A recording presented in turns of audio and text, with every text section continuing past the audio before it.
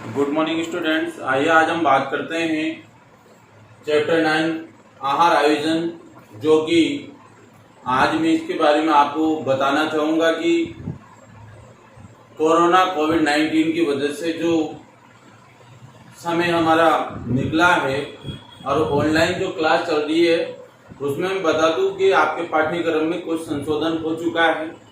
कुछ चैप्टर और कुछ टॉपिक हटाए गए हैं, परंतु जो मैं आपको पढ़ा रहा हूँ अभी तक फिलहाल वो चैप्टर इसमें उपलब्ध हैं, आपके अवेलेबल हैं। मतलब मैं कह सकता हूँ कि चैप्टर आएगा आपके, और आगे से 2-5 चैप्टर जो हैं वो हटा दिए गए हैं। आगे जो चैप्टर है मैं आपको बता दूंगा कि कौन कौन से चैप्टर आएंगे, कौन से नहीं आएंगे। तो आइए इस चैप्टर में हम बात करते हैं आज के आहार आयोजन को प्रभावित करने वाले कारक। यानी इसका अर्थ ये है कि आपके आहार को कौन से कारक है जो प्रभावित करते हैं। तो इसमें हम सबसे पहले बात करेंगे कि सबसे पहला जो कारक है हमारा वह है आयु एवं शारीरिक स्थिति। तो देखिए, आयु एवं शारीरिक स्थिति आहार आयोजन को प्रभावित करने वाले अत्यंत महत्वपूर्ण कारक है। शारीरिक स्थिति या अवस्थाओं में भी पोषण की आवश्यकताएं क्या होती है, हमारी भिन्न भिन्न होती है, क्योंकि शारीरिक स्थिति और पोषण की आवश्यकता के अनुसार हमारी पोषण संबंधी आवश्यकताएं अलग अलग है। जिसे मान लीजिए कि आयु और शारीरिक स्थिति का मतलब, मान लीजिए कि कोई गर्भवती महिला है तो गर्भावस्था के दौरान पोषण की आवश्यकताएं सामान्य महिला की अपेक्षा गर्भवती महिला की पोषण आवश्यकताएं शारीरिक स्थिति के आधार पर क्या होगी, अलग होती है। यानी कि हम कह सकते हैं कि सामान्य महिला की अपेक्षा शारीरिक स्थिति यानी गर्भवती महिला की शारीरिक स्थिति अलग होती है सामान्य महिला की अपेक्षा, तो इसकी पोषण संबंधी आवश्यकताएं क्या होती है, बढ़ जाती है। उसी तरह एक बीमार व्यक्ति की आहारीय आवश्यकताएं एक स्वस्थ व्यक्ति की अपेक्षा क्या होती है, उसकी आहार व्यवस्था में परिवर्तन आ जाता है, अर्थात उसकी आहार को प्रभावित करती है उसकी आयु और शारीरिक स्थिति। तो यहाँ पे इसी तरह बीमार व्यक्ति की आहार आवश्यकता उसकी बीमारी के आधार पर भिन्न होती है। बढ़ते बच्चों को प्रोटीन एवं बढ़ते बच्चों को ऊर्जा और प्रोटीन की आवश्यकता वयस्कों एवं वृद्ध की तुलना में क्या होती है, ज्यादा होती है। तो हम कह सकते हैं कि आयु और शारीरिक स्थिति के आधार पर आहार आयोजन प्रभावित होता है। जैसे वृद्धों और वयस्कों को कम प्रोटीन और ऊर्जा युक्त भोजन की आवश्यकता होती है, परंतु आयु के अनुसार बढ़ते बच्चों को अधिक आवश्यकता है। शारीरिक स्थिति में हम कहें तो सामान्य महिला की अपेक्षा गर्भवती महिला को अधिक पोषण संबंधी भोजन की आवश्यकता होती है। तो आयु और शरीर की स्थिति के आधार पर प्रभावित करने वाला कारक पहला कंप्लीट। दूसरा आता है आपके लिंग। लिंग का मतलब महिला यानी स्त्री या पुरुष। सामान्यतः पुरुषों का शरीर भार आकार स्त्रियों की अपेक्षा क्या होता है, अधिक होता है। आपको पता है कि शारीरिक संरचना कार्यशील मांसपेशियां अधिक, चर्बी व वसा का जमाव कम होता है, क्योंकि जो काम अधिक करता है, वर्क हार्ड वर्क करता है, उसमें वसा यानी फैट कम जमा होता है बॉडी के अंदर, मोटापा कम होता है। अतः उन्हें ऊर्जादायक भोज्य पदार्थ जैसे अनाज, शक्कर, गुड़ व घी काम करने वाले, अधिक परिश्रम करने वाले आपके परिवार के किसी भी पुरुष को आप खिला सकते हैं ताकि उसको ऊर्जा मिले। परंतु उनकी वसा चर्बी युक्त, तो क्योंकि वो चर्बी से जमा नहीं होती, क्योंकि वो अधिक काम करती है, इसलिए अधिक काम करने के लिए उनको अधिक ऊर्जादायक भोज्य पदार्थों की आवश्यकता होती है। तो अधिक ऊर्जा युक्त भोज्य पदार्थों में आप गुड़, शक्कर, अनाज उनको दें। इसके विपरीत स्त्रियों में वसा की मात्रा अधिक होती है, इसलिए उन्हें कम वसा युक्त या प्रोटीन युक्त भोज्य पदार्थ क्या करें, कम देना चाहिए।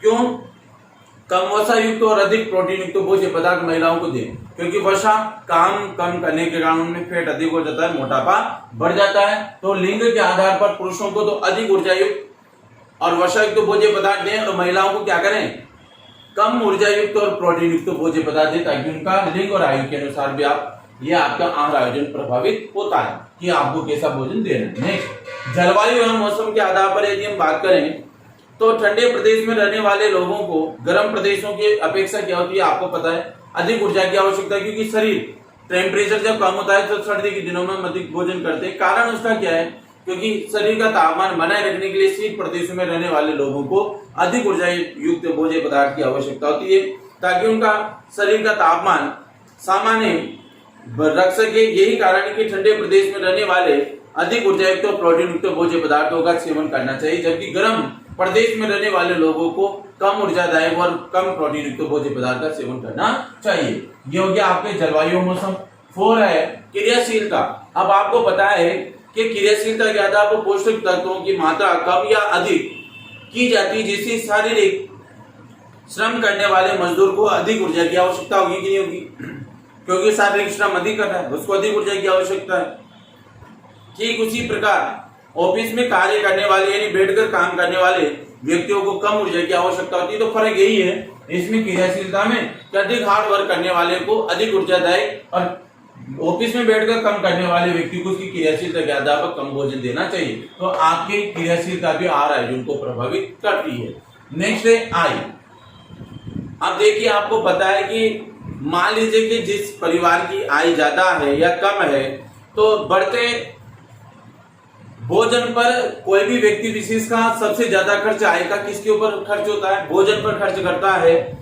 आज के परिवेश में हम बढ़ते जाएं तो देखते हैं कि आय बढ़ती है तो खाने पर खर्च कम होता चला जाता है। देखा जाए तो आयोजन के सिद्धांतों के अनुसार हम कहें कि जैसे कि जिसके पास आर्थिक स्थिति अच्छी है तो अच्छे महंगे से महंगे भोज्य पदार्थों का सेवन कर लेगा, परंतु जिनकी आर्थिक स्थिति अच्छी नहीं है तो उस कंडीशन में दूध, अंडा, मांस, मछली, पनीर, काजू, बादाम के आधार पर को उनको क्या करना चाहिए, गरीब परिवार वालों को सोयाबीन, दाल, मूंगफली जैसे भोज्य पदार्थों का सेवन करना चाहिए। और मौसम में सस्ती सब्जियों का सेवन करे गरीब व्यक्ति, और बच्चियों आहार को सुबह या दूसरे दिन उनको काम में ले लेना चाहिए। और कई प्रकार के भोज्य पदार्थों में मिश्रण बना करके वो घर बैठे कम से कम आय में भी अच्छा पोषण मूल्य प्राप्त कर सकते हैं। तो बड़े व्यक्ति जिनकी आय अधिक है वह अधिक कुछ भी खा सकते हैं, काजू, बादाम, पिस्ता कुछ भी खा सकते हैं, परंतु गरीब व्यक्ति सोयाबीन, दाल, प्रोटीन युक्त भोज्य पदार्थों का सस्ती दर पर सेवन कर सकते हैं। तो आय भी आपके आहार को प्रभावित करती है। नेक्स्ट, भोज्य पदार्थों की उपलब्धता। मौसमी फल सब्जियां विशेष में ही आसानी से सस्ते दामों पर, आपको पता है कि जैसे जैसे जिस ऋतु में जो सब्जी आती है उसमें क्या होती है, सस्ती होती है। तो हम कह सकते हैं कि हर मौसम में जैसे फल सब्जी सस्ती हो उस मौसम में हमें अधिक से अधिक उनका सेवन करना चाहिए। यहाँ तक कि हर चीज का मजा लेना हो तो कुछ फल और सब्जियों को परिरक्षित करके भी आप मौसम के अनुसार रख सकते हैं, ताकि मौसम न होने पर भी उनका सेवन किया जा सके। सभी प्रकार के भोज्य पदार्थ हर समय उपलब्ध तो नहीं होते, लेकिन जैसे मान लीजिए उत्तर भारत, आज हम रहते हैं उत्तर भारत में, हम यहाँ पर क्या करते हैं, गेहूं का अधिक सेवन करते हैं। तो दक्षिण भारत में चावल इसलिए उपलब्धता के अनुरूप आहार आयोजन करना चाहिए। तो हमारे क्या है, आज हमारे उत्तर भारत में गेहूं होता है गर्मी के दिनों में, तो हम साल भर के लिए गेहूं खरीद के रख लेते हैं और साल भर उसका उपयोग करते हैं। दक्षिण भारत में किसका उपयोग किया जाता है, चावल का, तो वहां के व्यक्ति वर्ष भर चावल का उपयोग करते हैं। तो इस प्रकार आपके भोज्य पदार्थों की उपलब्धता मौसम के अनुसार उसको लंबे समय तक सुरक्षित रख करके आप बिन मौसम के भी उसका लाभ ले सकते हैं, मजा ले सकते हैं। तो बिन मौसम के लिए कोई भी साग, सब्जी या फल को आप परिरक्षित कर दीजिए और वर्ष भर उसका उपयोग कीजिए। नेक्स्ट, यानी ये भी आपके आहार आयोजन को प्रभावित करने वाला कार्य। सदस्यों की पसंद नापसंद। देखिए, घर में रहने वाले सभी सदस्यों की रुचि ध्यान में रखते हुए भोज्य पदार्थ का चुनाव करना मुश्किल काम है, किंतु यदि भोज्य पदार्थों में भिन्न प्रकार से बना दिया जाए तो वे सभी को पसंद आ सकती है। जैसे मान लीजिए आपके घर में किसी को क्या पसंद है, किसी को नहीं है। तो मैं एक उदाहरण देता हूँ कि लौकी की सब्जी अधिकतर सबको नापसंद होती है, कोई भी नहीं खाता परिवार में, एक सदस्य खाएगा तो 5 नहीं खाएंगे। लेकिन यदि उनको कोफ्ते बना दिए जाएं तो परिवार के सभी सदस्य आराम से खा सकते हैं। कई बार बच्चे पीछे पड़े रहते हैं कि वो दूध नहीं पीता है, तो आवश्यक नहीं उसको दूध पिलाया जाए, उसकी जगह आप उसको खीर खिला दीजिए, कस्टर्ड, दही, पनीर, आइसक्रीम, उससे जो पसंद हो उसके रूप में दूध से बनाकर उसको दे दीजिए, उसका सेवन कर लेगा, तो हो गया ना उपयोग उस चीज का।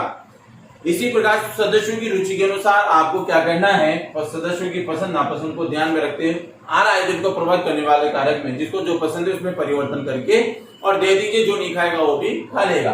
नेक्स्ट है पारिवारिक रीति रिवाज एवं संस्कृति। आपको पता है कि परिवार रीति रिवाज और संस्कृति के अनुसार हठकर्म आहार आयोजन बिल्कुल भी नहीं कर सकते। कारण आपको पता है कि परिवार और हमारी संस्कृति धर्म के अनुसार जो कुछ भी अलग खाता है तो उसके परिवार वाले उसके विपक्ष में हो जाते हैं। मान लीजिए कि जैसे यदि किसी परिवार समुदाय में केवल 2 समय भोजन की परंपरा होने, ऐसे परिवार के लिए सुबह का नाश्ता, दोपहर का खाना, शाम की चाय और आगे भोजन की आहार योजना सही नहीं रहेगी।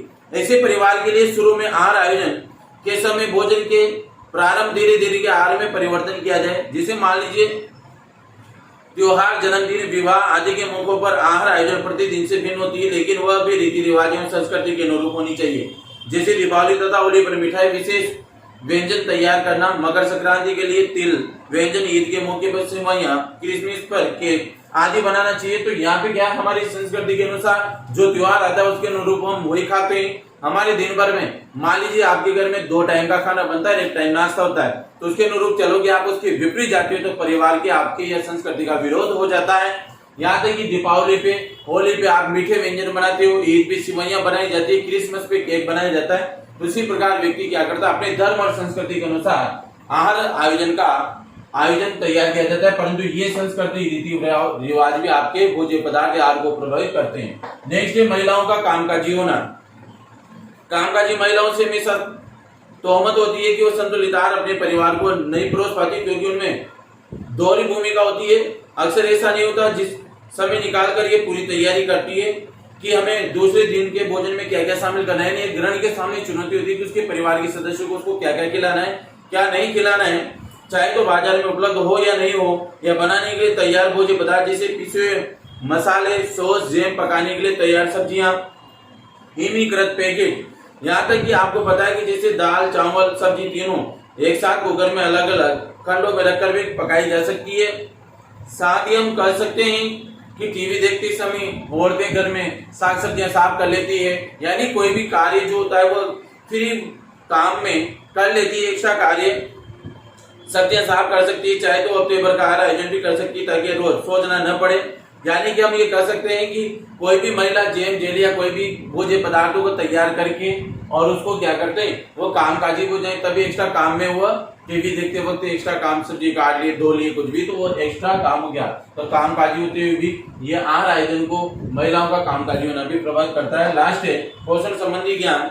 तो एक बहुत ही महत्वपूर्ण बिंदु, क्योंकि गृहिणी को आहार एवं संबंधी पोषण संबंधी सामान्य जानकारी नहीं होगी तो आहार आयोजन वो बिल्कुल भी नहीं कर पाएगी। इसलिए ऐसा होना चाहिए कि एक गृहिणी को, एक महिला को आहार से आयोजन से संबंधित पूरा ज्ञान होना चाहिए कि घर के सदस्यों को क्या खिलाना है, कौन से समय पे क्या बनाना है, किस भोजन को बनाने से उनकी पौष्टिक आवश्यकताओं की पूर्ति होगी। तो संपूर्ण ज्ञान एक महिला को पूर्ण रूप से इसका नॉलेज होने चाहिए। ये पोषण संबंधी ज्ञान भी आपके आहार आयोजन को प्रभावित करता है। इसी के साथ आपका ये चैप्टर समाप्त होता है। अगले वीडियो में अगली इकाई के चैप्टर को मैं आपको पढ़ाऊंगा, क्योंकि आपके इसमें मैं बता दूं कि कितनी इकाइयां हैं। इसमें आपके 4 इकाइयों में 6 इकाइयों में बटा हुआ है। अभी फिलहाल मैं सेकंड इकाई का आपको नवा चैप्टर पढ़ा रहा हूँ। तीसरी इकाई में आपके वस्त्र परिधान है, चौथी इकाई में गृह प्रबंध में, और 5वीं इकाई में गृह विज्ञान प्रसार है। तो मैं आपको थर्ड इकाई का वस्त्र परिधान वाले में से चैप्टर स्टार्ट करूंगा, जो आपके न्यू सिलेबस के अनुसार है। आज के लिए इतने काफी, धन्यवाद।